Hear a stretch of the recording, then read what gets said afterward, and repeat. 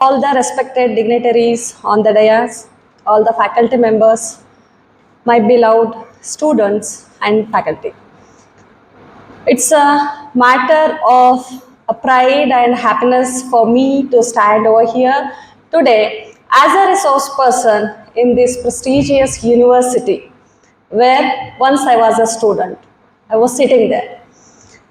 So, first of all, I would like to express my sincere gratitude to our respected and honorable Vice Chancellor Madam Professor Vijaya Korishetty ma'am and our beloved Sir Professor M.P. Baligar sir.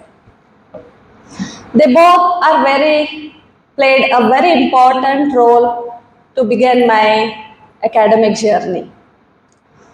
So here, before going to the topic, as you all know, what is the topic of today's lecture? Yes. Importance and how to crack the NET and SET examinations. So now I will switch my lecture language to the Kannada. Is it fine? Because yesterday when I talked with the sir told me that need not to prepare the PPT and hold your lecture in English language. So ನಾವು ಯಾವುದೇ ಒಂದು ಮಾಹಿತಿಯನ್ನು ಕೊಡ್ಲಿಕ್ಕತ್ತೀವಿ ಅಂತಂದ್ರೆ ಅದು ಸಂಪೂರ್ಣವಾಗಿ ನಿಮ್ಗೆ ಅರ್ಥ ಆಯಿತು ಅಂತಂದ್ರೆ ಅದು ಸಾರ್ಥಕ. ನಾವು ಯಾವುದೇ ಲ್ಯಾಂಗ್ವೇಜನ್ನು ಬಳಸಿ ಹೈಫೈ ಆಗಿ ಎಲ್ಲ PPT ಎಲ್ಲ ಮಾಡಿದ್ವಿ, ಬಟ್ ಅದು ಯಾವುದೇ ರೀತಿಯಾದಂಥ ಒಂದು ನಿಮ್ಗೆ ಅರ್ಥ ಆಗಲಿಲ್ಲ ಅಂತಂದ್ರೆ ಅದೆಲ್ಲ ವೇಸ್ಟ್ ನನ್ನ ಪ್ರಕಾರ, ಹೌದಾ? ಸೊ ನಾವು ವಿಷಯನ ಪ್ರಾರಂಭ ಮಾಡೋಕ್ಕಿಂತ ಮುಂಚೆ ಕೆಲವೊಂದು ಪ್ರಶ್ನೆಗಳಿವೆ ನನ್ನಲ್ಲಿ ನಿಮಗೋಸ್ಕರ. ಇಲ್ಲಿ ಯಾವ ಯಾವ ಡಿಪಾರ್ಟ್ಮೆಂಟ್ದ ವಿದ್ಯಾರ್ಥಿನಿಯರು ಇದ್ದೀರಿ?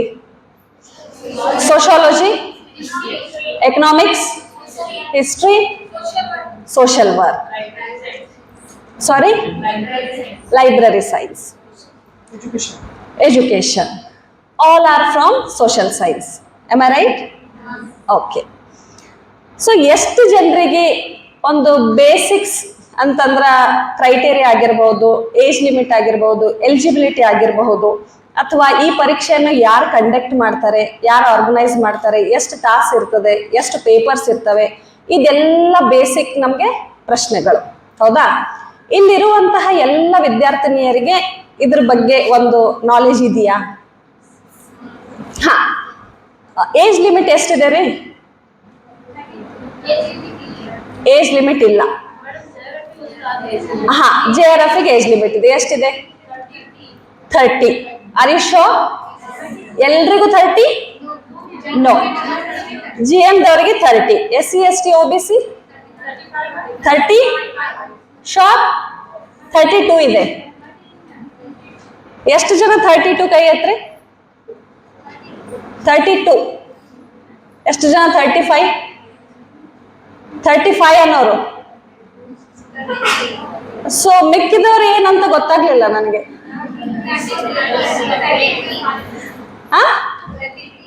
33. 32 ಇಲ್ಲ, 33 ಇಲ್ಲ, 35 +5. ಎಸ್ಪೆಷಲಿ ನಮ್ಮ ವಿಮೆನ್ಸ್ ಯೂನಿವರ್ಸಿಟಿದವರಿಗೆ ಮಾತ್ರ 35. ಯಾಕೆ? ಎಲ್ರು ವಿಮೆನ್ಸ್ ಇದ್ದೀವಿ.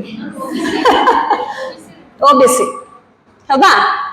ಸೊ ಇಲ್ಲಿ 3 ರೀತಿಯಾಗಿ ನಾವು ಇದನ್ನ ಡಿವೈಡ್ ಮಾಡ್ತೀವಿ. ಮೊದಲನೇದಾಗಿ PhD ಎಲಿಜಿಬಿಲಿಟಿ, ನೆಟ್, ಆಮೇಲೆ ನೆಟ್ JRF. ಮುಂಚೆ PhD ಎಲಿಜಿಬಿಲಿಟಿ ಅಂತ ಇರಲಿಲ್ಲ ಏನೋ. ಇವಾಗೆಲ್ಲ ಕೆಲವೊಂದು ಯೂನಿವರ್ಸಿಟಿ, ಸೆಂಟ್ರಲ್ ಯೂನಿವರ್ಸಿಟಿ ಆಗಿರಬಹುದು, ಕೆಲವೊಂದು ಪ್ರೈವೇಟ್ ಯೂನಿವರ್ಸಿಟಿ ಇವೆ, ಅಲ್ಲೆಲ್ಲ ಏನ್ ಮಾಡ್ಲಿಕ್ಕತ್ತಾರ ಅಂತಂದ್ರೆ ಕಂಪಲ್ಸರಿ ಸೆಟ್ ಅಥವಾ ನೆಟ್ ಆದ್ರೆ ಮಾತ್ರ PhD ಒಂದು ಎಂಟ್ರೆನ್ಸ್ ಏನಿರುತ್ತಲ್ಲ ಅಲ್ಲಿ ನೀವು ಎಲಿಜಿಬಲ್ ಅಂತ ಹೇಳಿ ಫಿಕ್ಸ್ ಮಾಡಿದ್ದಾರೆ. ಸೊ ಮೊದಲನೇದಾಗಿ ಕೇವಲ PhD ಅಥವಾ ನೆಟ್ ಸೆಟ್ಗೆ ಯಾವುದೇ ಅಪ್ಪರ್ ಏಜ್ ಲಿಮಿಟ್ ಇಲ್ಲ. ಫಸ್ಟ್ ಥಿಂಗ್, ಹೌದಾ? ನೀವು ಎಷ್ಟೇ ವಯಸ್ಸಿನಲ್ಲೇನೂ ಕೂಡ ಏನದ ಈ ಎಕ್ಸಾಮ್ ಅನ್ನ ಕೊಡಬಹುದು, PhD ಮತ್ತು ನೆಟ್ KSET-ಗೆ. Next JRF. What is JRF? Junior research fellow. ಏನಿದು ಜೂನಿಯರ್ ರಿಸರ್ಚ್ ಫೆಲ್ಲೋ ಅಂದ್ರೆ? ಹಾ, PhD during your scholarship during your PhD ಅಂತ. ಇಲ್ಲಿ ನಿಮಗೆ 40 to 40K ಅಂದ್ರೆ 40,000 ರೂಪಾಯಿ ಪ್ರತಿ ತಿಂಗಳು, ಪ್ರತಿ ಮಂತ್, ಪರ್ ಮಂತ್ ನಿಮಗೆ 40 to 45,000 rupees ಏನಿದೆ ಸ್ಕಾಲರ್ಶಿಪ್ ಆಸ್ ಎ ಫೆಲ್ಲೋಶಿಪ್ ಬರುತ್ತೆ ನಿಮಗೆ PhD ಮಾಡಲಿಕ್ಕೆ. ಸೊ JRF ಮತ್ತು ನೆಟ್ ಈ ಒಂದು ಎರಡರ ನಡುವೆ ವ್ಯತ್ಯಾಸ ಏನಿದೆ? ಎನಿವನ್?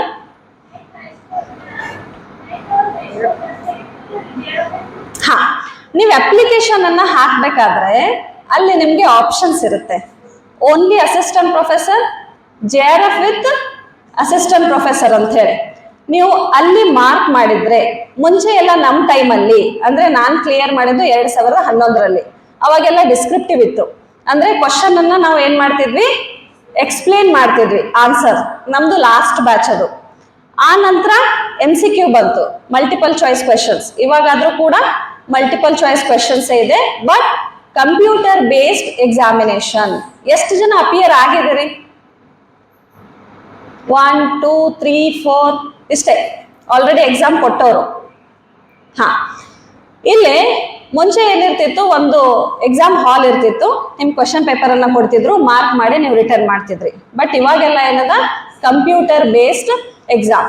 ನಿಮ್ಗೆ ಸ್ಲಾಟ್ಸ್ ಅನ್ನ ಕೊಟ್ಟಿರ್ತಾರ, ನೀವು ಹೋಗಿ ಏನದ ಅಲ್ಲಿ ಆನ್ಲೈನ್ ಕಂಪ್ಯೂಟರ್ ಅಲ್ಲಿನೇ ಸ್ಕ್ರೀನ್ ಅಲ್ಲಿ ಎಲ್ಲ ಕ್ವಶನ್ ಪೇಪರ್ ಬರ್ತದ, ನೀವು ಆನ್ಸರ್ ಅನ್ನ ಮಾರ್ಕ್ ಮಾಡಬೇಕು ವಿದಿನ್ ಯುವರ್ ಸ್ಟಿಪ್ಯುಲೇಟೆಡ್ ಟೈಮ್.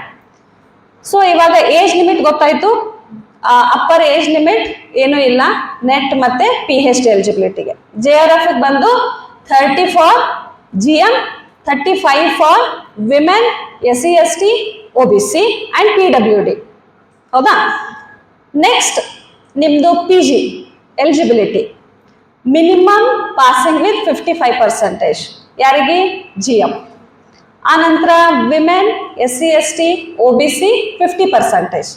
ನೀವು PG ಅಲ್ಲಿ 50% ನಿಮ್ದು ಎಗ್ರಿಗೇಟ್ ಇತ್ತು ಅಂತಂದ್ರೆ ನೀವು ಎಲಿಜಿಬಲ್. ಆನಂತರ PG ಮುಗಿಬೇಕಾ ಅಥವಾ ಡ್ಯೂರಿಂಗ್ PG ನೀವು ಅಪಿಯರ್ ಆಗಬಹುದು? ಇದೊಂದು ಪ್ರಶ್ನೆ. ಡ್ಯೂರಿಂಗ್ PG ಯಾವ ಸೆಮಿಸ್ಟರ್ ಅಲ್ಲಿ? ಹಾ, ನಮ್ಮ ಹತ್ರ ಒಂದಿಬ್ರು ನಾರ್ತ್ದವ್ರ ಸ್ಟಾಫ್ ಇದಾರ, ಅವ್ರು ಹೇಳ್ತಿದ್ರು ನಮ್ಮ ಹತ್ರ 3rd 4th ಅಂತ ಇಲ್ಲ ಮೇಡಮ್, ಫಸ್ಟ್ ಸೆಮಿಸ್ಟರ್ ಅಲ್ಲೇನೆ ನಾವು ಸ್ಟೂಡೆಂಟ್ಸಿಗೆಲ್ಲ ಏನ್ ಮಾಡ್ತೀವಿ, ಮೋಟಿವೇಟ್ ಮಾಡ್ತೀವಿ ಎಕ್ಸಾಮ್ ಕೊಡ್ರಿ ಅಂತ ಹೇಳಿ. ಯಾಕಂತಂದ್ರ 2 ವರ್ಷ ನಿಮ್ಗೆ ಟೈಮ್ ಇರ್ತದ, ನೀವು ಇನ್ ಕೇಸ್ ಕ್ಲಿಯರ್ ಮಾಡಿದ್ರಿ ಅಂತಂದ್ರೆ 2 ವರ್ಷವರೆಗೂ ನೀವು PG ಅನ್ನ ಕಂಪ್ಲೀಟ್ ಮಾಡ್ಕೋಬಹುದು. ಸೊ ಎಷ್ಟು ಜನ ಫಸ್ಟ್ ಸೆಮಿಸ್ಟರ್ ಸೆಕೆಂಡ್ ಸೆಮಿಸ್ಟರ್ ಅಲ್ಲೂ ಕೂಡ ಅಪಿಯರ್ ಆಗ್ತಾರೆ. ಇದು ಬಂದು ಎಲಿಜಿಬಿಲಿಟಿ ನಿಮ್ದು PG.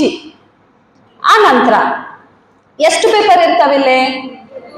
2 papers, paper 1, paper 2. Paper 1 ನಲ್ಲಿ 50 ಪ್ರಶ್ನೆಗಳು, ಪ್ರತಿ ಪ್ರಶ್ನೆಗೆ 2 ಅಂಕಗಳು, ಟೋಟಲ್ 100 ಮಾರ್ಕ್ಸ್. ಇಲ್ಲಿ ಏನೇನ್ ಕ್ರೈಟೇರಿಯಾ, ಏನೇನ್ ಸಬ್ಜೆಕ್ಟ್ಸು? 10 ಸಬ್ಜೆಕ್ಟ್ಸ್ ಅಲ್ಲೇ ಬರ್ತಾವ. ಯಾವ್ಯಾವ 10 subject? Teaching, research, reasoning, aptitude, data, ICT, ಆನಂತರ ಎನ್ವಿರಾನ್ಮೆಂಟ್, ಹೈಯರ್ ಎಜುಕೇಶನ್.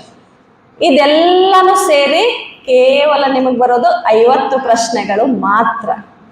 ಸೊ ನಮ್ಮ ಟೈಮ್ ಒಳಗೆ ನಾವೇನು ಹೇಳ್ತಿದ್ವಿ, ಪ್ರತಿ ಒಂದು ಕ್ರೈಟೇರಿಯಾ ಇಂದ 5 ಕ್ವಶನ್ಸ್ ಬರ್ತಾವಂತ. ಬಟ್ ನೀವು ಸ್ವಲ್ಪ ಅನಲೈಸ್ ಮಾಡಿದ್ರೆ ನಿಮಗೆ ಗೊತ್ತಾಗುತ್ತೆ, ರೀಸನಿಂಗ್ ಮತ್ತು ಡಾಟಾದಿಂದ ಸ್ವಲ್ಪ ಹೆಚ್ಚಿಗೆ ಕ್ವಶನ್ಸ್ ಇರ್ತಾವೆ. ಕೆಲವೊಂದು ಸಾರಿ ಹೈಯರ್ ಎಜುಕೇಶನ್ ಮತ್ತೆ ಎನ್ವಿರಾನ್ಮೆಂಟ್ ಇಂದ ಸ್ಕಿಪ್ ಆಗ್ಬಿಟ್ಟಿರ್ತದೆ. ಸೊ ಮ್ಯಾಕ್ಸಿಮಮ್ ನಮ್ಮ ಫೋಕಸ್ ಎಲ್ಲಿರ್ಬೇಕು ಅಂತಂದ್ರೆ ರಿಸರ್ಚ್ ಮೆಥಡಾಲಜಿ ಮತ್ತೆ ಟೀಚಿಂಗ್ ಆಪ್ಟಿಟ್ಯೂಡ್. ಸೊ ಈ ಒಂದು ನೆಟ್ ಮತ್ತು ಸೆಟ್ ಇವೆರಡು, these are not only a competitive exams. ಇದರಿಂದ ಏನಾಗಬೇಕಾಗಿದೆ, ಟೀಚಿಂಗ್ ಮತ್ತೆ ರಿಸರ್ಚ್ ಅಲ್ಲಿ ನೀವು ಕರಿಯರ್ ಅನ್ನ ಮಾಡ್ತಿದ್ದೀರಿ, ಅಲ್ಲಿ ಫೋಕಸ್ ಅವರು ಹೆಚ್ಚಿಗೆ ಕೊಡ್ತಾರೆ. ಸೊ 2ನೇ ಪೇಪರ್ ಬಂದು 100 ಪ್ರಶ್ನೆಗಳು, ಪ್ರತಿ ಪ್ರಶ್ನೆಗೂ 2 ಅಂಕಗಳು, ಟೋಟಲ್ ಮಾರ್ಕ್ಸ್ ಬಂದು 200. ಸೊ 2 ಸೇರಿ 300 ಆಯ್ತು. ಮುಂಚೆ ಎಲ್ಲ ನಮ್ಮ ಟೈಮಲ್ಲಿ ಸಿರ್ಫ್ ಎಲಿಜಿಬಿಲಿಟಿ ಇರ್ತಿತ್ತು. ಅಂತಂದ್ರೆ ಈಗ ಯಾವ ತರ ನಾವು ಫೈನಲ್ ಎಕ್ಸಾಮ್ ಬರೀತೀವಲ್ಲ, 35 ಮಾರ್ಕ್ಸ್ ತಗೊಂಡ್ರೆ ಎಲಿಜಿಬಲ್, ಆ ತರ ಇತ್ತು. ಬಟ್ ಈ ಸಾರಿ ಎಲ್ಲ ಏನಾಗಿದೆ, ಕಟ್ ಆಫ್. 2025 ಅಲ್ಲಿ ಸುಮಾರು 9 ಲಕ್ಷ ಆಸ್ಪಿರೆಂಟ್ಸ್ ಇದ್ರು ಬರೆಯೋರು. 9 ಲಕ್ಷ ಜನ ಬರೆದಿದ್ದಾರೆ. ಏನು? ನೆಟ್. ಅಪಿಯರ್ ಆಗಿದ್ದು 7 lakh, ಅಪ್ಲಿಕೇಶನ್ ಹಾಕಿದ್ದು 9 lakhs, ಅಪಿಯರ್ ಆಗಿದ್ದು 7 lakhs. ಆ ನಂತರ ಎಲಿಜಿಬಲ್ ಆಗಿದವರು ಅಷ್ಟೇ 600-700 ಆಗಿರ್ಬೋದು. ಇಟ್ಸ್ ಲೆಫ್ಟ್ ಟು JRF ಅಲ್ಲಿ ಎಷ್ಟು ಒಂದು ವೇಕೆನ್ಸಿ ಇದೆ, PhD ಅಲ್ಲಿ ಇಷ್ಟೇ ಅಂತ ಇರಲ್ಲ. JRF ಅಲ್ಲಿ ಎಷ್ಟು ವೇಕೆನ್ಸಿ ಅದ ಅದ್ರ ಪ್ರಕಾರ ಏನದ ಕಟ್ ಆಫ್ ನಿಮ್ದು ಹೈಯೆಸ್ಟ್ ಹೋಗ್ತದೆ. ಲಾಸ್ಟ್ ಇಯರ್ದು ಯಾರಿಗಾದ್ರೂ ಗೊತ್ತಾ ಎಷ್ಟಿತ್ತು ಅಂತ ಹೇಳಿ? 2+ ಇದೆ, 212 ಇದೆ. SC ST OBC ಎಲ್ಲ ಬಂದು 170 ನಿಂತಿತ್ತು. ಸೊ ಇಷ್ಟೊಂದು ಟಫ್ ಕಾಂಪಿಟೇಷನ್ ಈಗ ನೆಟ್ ಮತ್ತು ಸೆಟ್ ಕ್ಲಿಯರ್ ಮಾಡ್ಬೇಕಂದ್ರೆ. But nothing is impossible. ಇದು ಹೇಳಲಿಕ್ಕೆ ಕೇಳಲಿಕ್ಕೆ ಬಹಳ ಒಂದು ಆನಂದಮಯವಾಗಿದೆ. ಆದ್ರೆ ಯಾವಾಗ ನಾವು ಮಾಡ್ಲಿಕ್ಕೆ ಕೊಡ್ತೀವಿ ಏನ್ರಿ ಇದು ಎಲ್ಲ ಇದ್ದಿದ್ದು ಟಫೇ ಅದ ಅಂತ ನಾವು ಸರಿತೀವಿ. ಸೊ ಇದೊಂದು ಪಾರ್ಟ್ ಆಯ್ತು ಬೇಸಿಕ್ಸ್ ನಿಮ್ಗೆ, ಹೌದಾ? ಎಷ್ಟು ಮಾರ್ಕ್ಸ್ ಇರ್ತವೆ, ಆನಂತರ ಏನು ಎಲಿಜಿಬಿಲಿಟಿ ಅಂತ. ಸೆಕೆಂಡ್ ಪೇಪರ್ ಬಂದು ಏನು ನಿಮ್ದೊಂದು ಸಬ್ಜೆಕ್ಟ್ಗೆ ರಿಲೇಟೆಡ್ ನೀವು ಬಹಳ ಒಂದು ಸ್ಟ್ರಾಂಗ್ ಆಗಿ ಪ್ರಿಪ್ರೇಷನ್ ಅನ್ನ ಮಾಡಿರ್ಬೇಕು. UG ಅಲ್ಲಿ ಮತ್ತೆ PG ಅಲ್ಲಿ ನೀವು ಓದಿರುವಂತ ಸಬ್ಜೆಕ್ಟ್ಸೇ ಇರ್ತಾವ, ಬಟ್ ವಾಸ್ಟ್ ಆಗಿರ್ತಾವೆ ಇಲ್ಲಿ, ಹೌದಾ? ಈಗ ನಾವು ಸೆಕೆಂಡ್ ಪಾರ್ಟಿಗೆ ಹೋಗೋಣ. How to crack NET and SET examination. ಯೂಟ್ಯೂಬಲ್ಲಿ ನೀವು ಹಾಕಿದ್ರೆ ಸಾವಿರಾರು ಯೂಟ್ಯೂಬ್ಸ್ ಅಲ್ಲಿ ನಿಮಗೆ ಬರ್ತದೆ. ಎಷ್ಟೋ ಜನ ಅಲ್ಲಿ ಕ್ವೇರೀಸ್ ಏನು ಅಂದ್ರೆ 4 ತಿಂಗಳಲ್ಲಿ ಯಾವ ಥರ ಪಾಸ್ ಆಗಬೇಕು, 5 ತಿಂಗಳಲ್ಲಿ ಯಾವ ಥರ ಪಾಸ್ ಆಗಬೇಕು, 15 ದಿನದಲ್ಲಿ ಯಾವ ಥರ ಪಾಸ್ ಆಗಬೇಕು.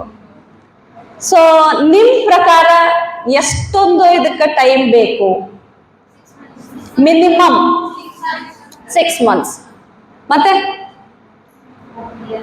Anybody else? 1 year. ಮತ್ತೆ 3 ಸಾಕಾ? Good, very good. 3 months, 6 months, 1 year. So ಇಲ್ಲಿ ನಾವು ಏನು ಮಾಡಬೇಕು, ಯಾವ ಥರ ಸ್ಟಡಿ ಮಾಡಬೇಕು ಅನ್ನೋದು ಮುಖ್ಯ ಇಲ್ಲ. ಏನು ಮಾಡಬಾರ್ದು ಫಸ್ಟ್ ತಿಳ್ಕೊಳ್ಳೋದು. What not to do, how not to study, ಹೌದಾ? ಸೊ ಮೊದಲನೇದಾಗಿ leisure reading. What is this leisure reading? Leisure ಅಂದ್ರೆ ಗೊತ್ತು ಏನು? ಲೆಜರ್ ಅಂದ್ರೆ ಲೆಜರ್ ಟೈಮ್ ಅಂತೀವಲ್ಲ ನಾವು, ಲೀಜರ್ ಅಥವಾ ಲೆಜರ್ ಟೈಮ್. ಲೀಜರ್ ಸೋಶಿಯಾಲಜಿನೂ ಇದೆ subject. Waste time, rest time. ಮತ್ತೆ ಸೊ ರೆಸ್ಟ್ ಮಾಡೋ ಸೋಶಿಯಾಲಜಿನ ನಮ್ದು. ನಾವೆಲ್ ಅನ್ನ ಯಾವ ಥರ ಓದ್ತೀರಿ ನೀವು? ನಾವೆಲ್ಸು ಆರಾಮಾಗಿ ಓದ್ತಿರಲ್ಲ, ಸೀರಿಯಸ್ ಆಗಿ ಓದ್ತೀರಿ? ಇಲ್ಲ. ನಾವೇನು ಆರಾಮಾಗಿ ಓದ್ತೀವಲ್ಲ, laying down on the bed, ಆರಾಮ್ ಕುರ್ಚಿ ಮೇಲೆ ಕೂತ್ಕೊಂಡು, ಅಥವಾ just flipping the pages. So ಇದೇನಿದೆ ಅಲ್ಲ, ಇದೆಲ್ಲ ಲೆಜರ್ ರೀಡಿಂಗ್. ಸೊ ಫಸ್ಟ್ ಇದನ್ನ ನಾವು ಮಾಡಬಾರ್ದು. ಬಹಳಷ್ಟು ಸ್ಟೂಡೆಂಟ್ಸ್ ಏನ್ ಮಾಡ್ತಾರೆ ಅಂದ್ರೆ ರ್ಯಾಂಡಮ್ ಆಗಿ ಒಂದು ಬುಕ್ ಅನ್ನ ತಗೊಳ್ಳೋದು, flipping the pages, laying down the bed. So ಸುಮ್ಮನೆ ಫ್ಲಿಪ್ ಮಾಡ್ತಾ ಮಾಡ್ತಾ ಏನಾದ್ರೆ ಸ್ವಲ್ಪ ಓದೋದು, ಮತ್ತು ನಾಳೆಗೆ ಸ್ವಲ್ಪ ಇಂಟ್ರೆಸ್ಟ್ ಬಂತು ಇನ್ನೊಂದು 2-3 ಪೇಜ್, ಆ ನಂತರ ಈ ಥರ ನಾವು ಮಾಡಬಾರ್ದು. ಎರಡನೇದು ಬಂದು ಹೈಲೈಟಿಂಗ್. ಎಷ್ಟು ಜನ ಮಾಡ್ತೀರಿ ಇಲ್ಲಿ? ಬುಕ್ಸ್ ಎಲ್ಲ ಗಲೀಜ್ ಮಾಡಿಬಿಡೋದು, ಹೈಲೈಟ್ ಮಾಡಿ ಮಾಡಿ ಮಾಡಿ ಮಾಡಿ. ಆ್ಯಕ್ಚುಲಿ ಇದು ಮಾಡಬಾರ್ದು ಅಂತಿಲ್ಲ, ಮಾಡಬೇಕು. ಯಾಕಂತಂದ್ರೆ ಬುಕ್ ವಾಲ್ಯೂಮ್ ಎಷ್ಟಿರುತ್ತೆ? 200 ಇರ್ಬೋದು, 300 ಇರ್ಬೋದು, 100 ಇರ್ಬೋದು. ಪ್ರತಿ ಸಾರಿನೂ ನಮ್ಗೆ ಓದಲಿಕ್ಕೆ ಆಗಲ್ಲ. ಸೊ ಯಾವಾಗ ನಾವು ಓದ್ತಿರ್ತೀವಿ, ಇಂಪಾರ್ಟೆಂಟ್ ಅನ್ಸಿರುವಂತಹ ಲೈನಿಗೆ ಅಥವಾ ಪ್ಯಾರಾಗ್ರಾಫಿಗೆ ಅಥವಾ ಡೇಟಾ ನಾವೇನ್ ಮಾಡಿರ್ತೀವಿ, ಹೈಲೈಟ್ ಮಾಡಿರ್ತೀವಿ. ಸೊ ಸ್ವಲ್ಪ ಜನರಿಗೆ ಓದ್ಬೇಕಾದ್ರೆ ಗೊತ್ತಾಗಲ್ಲ, ಎಲ್ಲಾನು ಏನ್ ಅನಿಸ್ತಿರ್ತದ ಅವರಿಗೆ?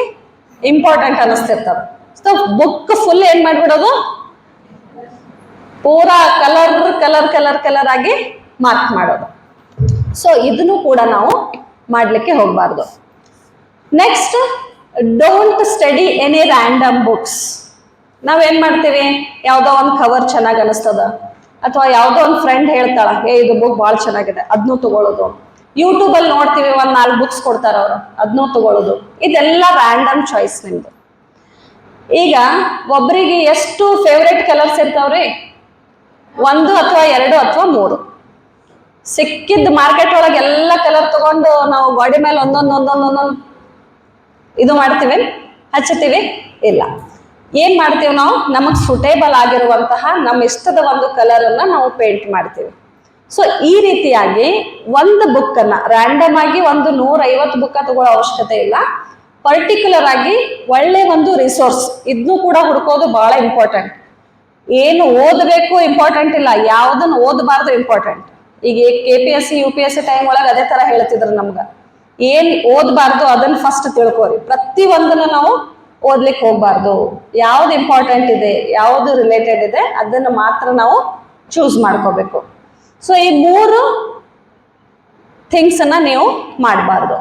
ಈಗ ನೆಕ್ಸ್ಟ್ ಬಂದು ಯಾವ ತರ ನಾವು ಇದನ್ನ ಕ್ರ್ಯಾಕ್ ಮಾಡ್ಬೋದು. ಸೊ ನಿಮ್ ಪ್ರಕಾರ ಎಷ್ಟು ತಾಸು ಓದ್ಬೇಕು ದಿನಕ್ಕೆ?